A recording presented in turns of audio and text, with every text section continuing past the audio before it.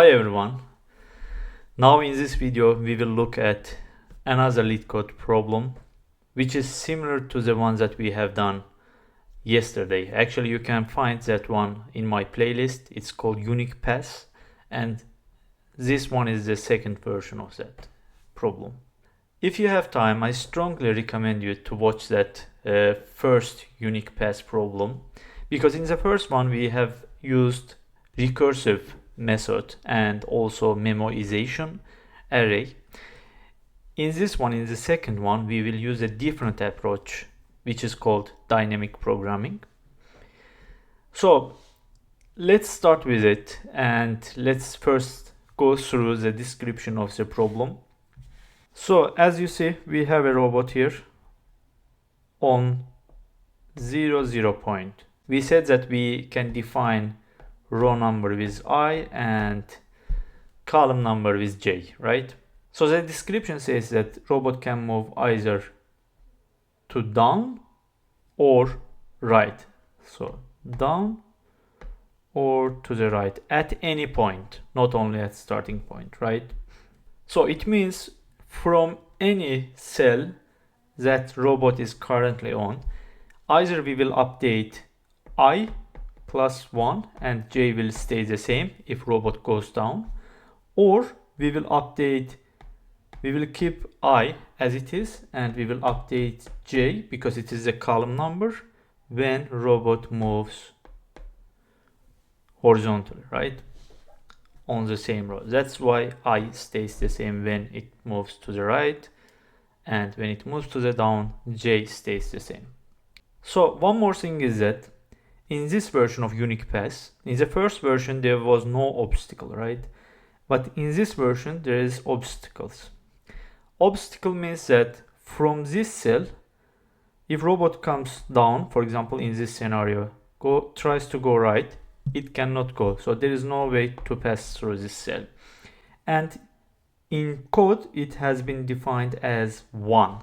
If the cell value is 1, that means that that cell has obstacle. If it is 0, it doesn't have obstacle. And this obstacle grid will be given us as input.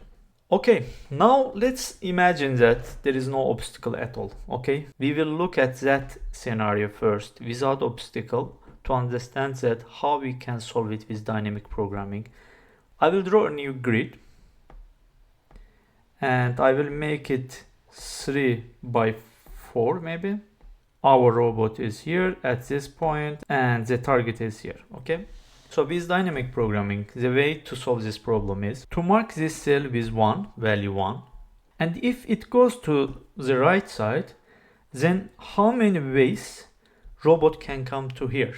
Only one way, right? Because here it is 1 and it can only move to the right. It cannot go upright. So that's why if, for example, robot is here, cannot go up.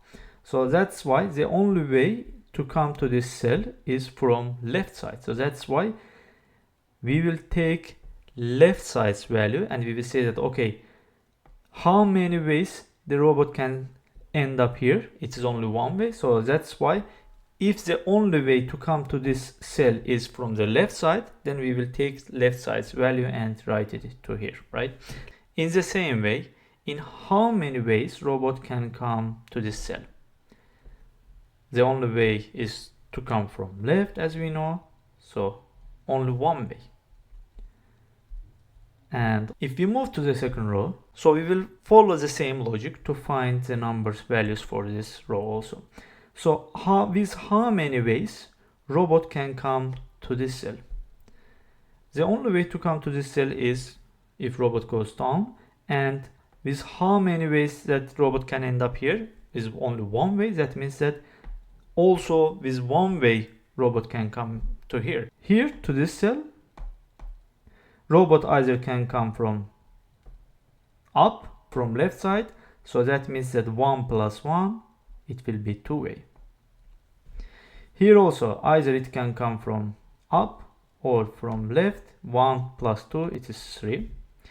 Here also either from up or from left, it's 1 plus 3, it's 4 way.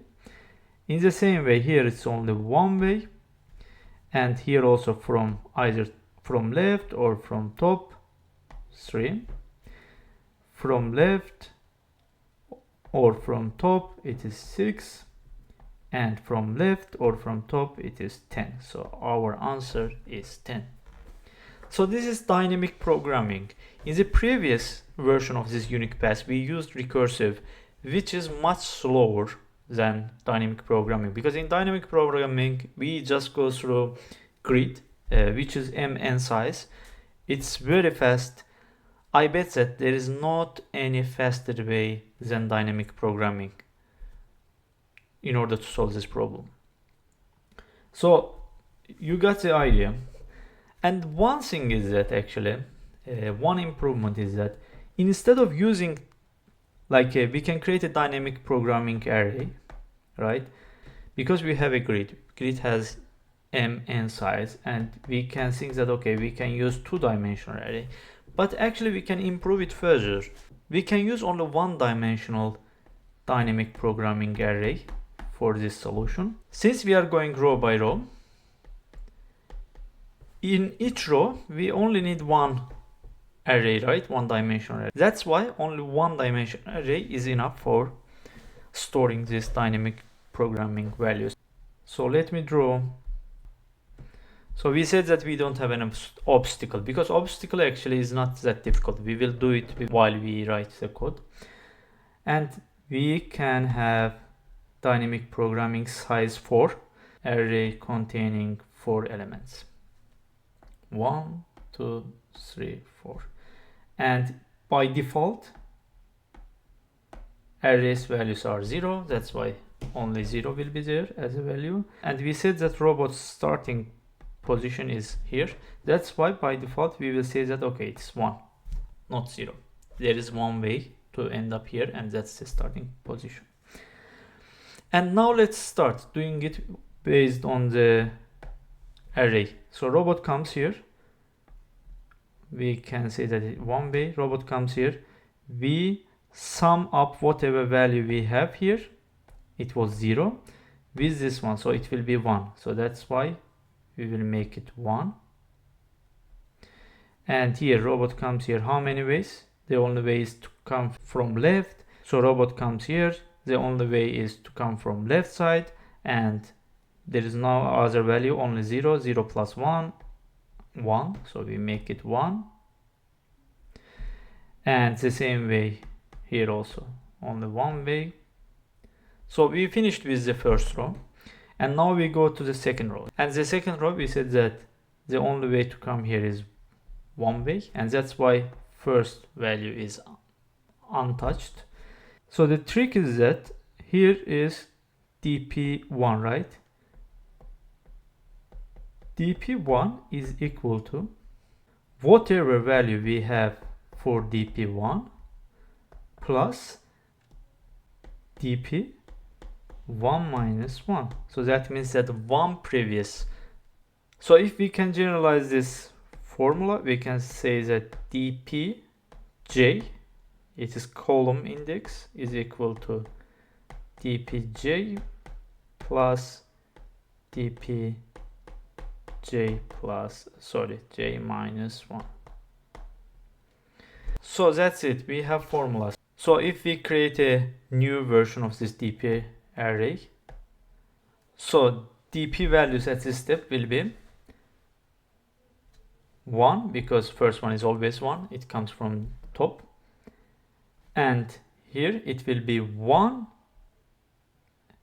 and here it will be 1, previous one, and plus the value that we have currently in this cell, and it will be 2, that's this cell. And for this cell it will be 2 plus this one, the previous value here, it will be 3, and here it will be previous one and plus this value that is already here, and it will be 4. So that will be for this second row. And at the third row I will remove what I have written here.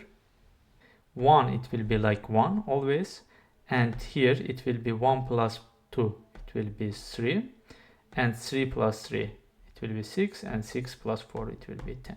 So at every step, we sum up the previous value of the cell plus the current value in that cell. And while we code, it will be much clearer for you. And I think that whiteboard also made it clear. And let's move to the coding part. So let's start. We said that we will create dynamic programming array. And in order to create it, of course, we need to know what is the number of columns. I mean, we can say also width of this grid. And we can call it either width or n, but usually I call it like a mn, so I think it's better to call it n. Obstacle grid, and we can take the length of one row. So perfect, now we have width, and what we need is, we need of course dynamic programming array. That's obvious. So we can create it like this, and the size will be n, the width of the grid, as we have discussed already this. And we also said that we will go through each row of this obstacle grid, and that's obvious that we need to have some loop. We can easily go through this row by row by using for loop obstacle grid.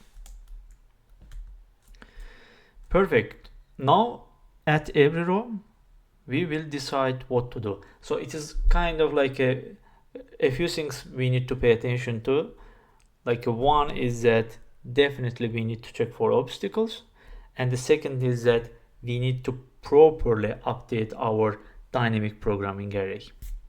So now at every row we need to go through each cell, so that's why we need one more for loop that we will use to go through each cell in each row.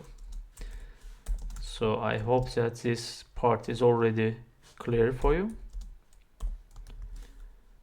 If you like my videos, please don't forget. If you like my videos, don't forget to subscribe and turn on notifications so you get to know when I upload new video. And also, of course, your subscriptions, likes, comments, all of them motivates me. And before we forget, we also said that value at index 0 will always be 1 because that's the starting position also. So now we need to check if there is an obstacle, and we say that is the value equal to 1.